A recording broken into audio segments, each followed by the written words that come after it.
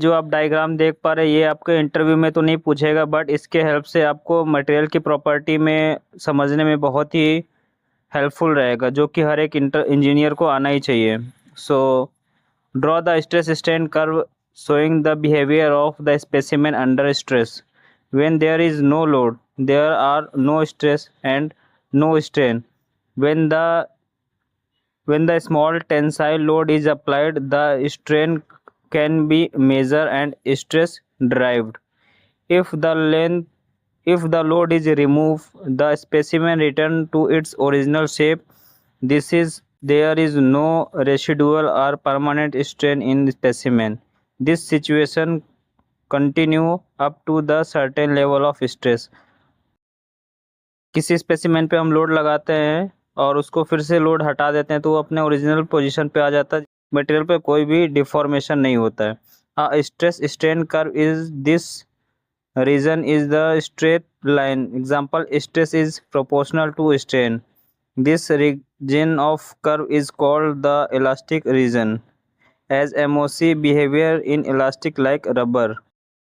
As a tensile load during the test is increased further, a situation arises when the specimen does not return to original dimension even when the load is withdrawn.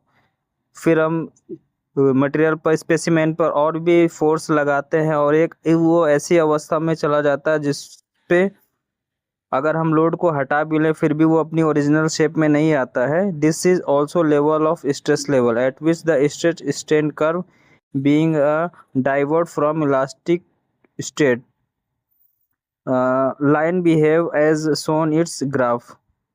मतलब जब इस पे ज़्यादा excessive load हो जाता है वो एक इलास्टिक स्ट्रेस को भी पार कर जाता है। Thus the material specimen are undergoes the plastic deformation, जिससे कि मटेरियल हमारा जो है वो प्लास्टिक डिफॉर्मेशन में चला जाता है, जो कि वो अपने पुराने ओरिजिनल शेप में वापस कभी नहीं आएगा। When the load is withdrawn, the elastic deformation is recovered, but the plastic deformation stay. तो ये है डिफरेंस इलास्टिक एंड प्लास्टिक में। इलास्टिक डिफॉर्मेशन में क्या है, जब हम लोड को हटा लेते हैं तो वो अपना ओरिजिनल शेप पे आ जाता है और प्लास्टिक डिफॉर्मेशन में वो परमानेंटली उसी शेप में रहेगा। सो ये स्ट्रेस स्ट्रेन कर्व को मैंने डिफाइन किया है। सो आई होप इससे कुछ आपको क्लियर होगा। सो ऐसे ही इंजीनियरिंग टॉपिक, करियर गाइडेंस और इंटरव्यू रिलेटेड क्वेश्चन के लिए आप हमें फॉलो करें।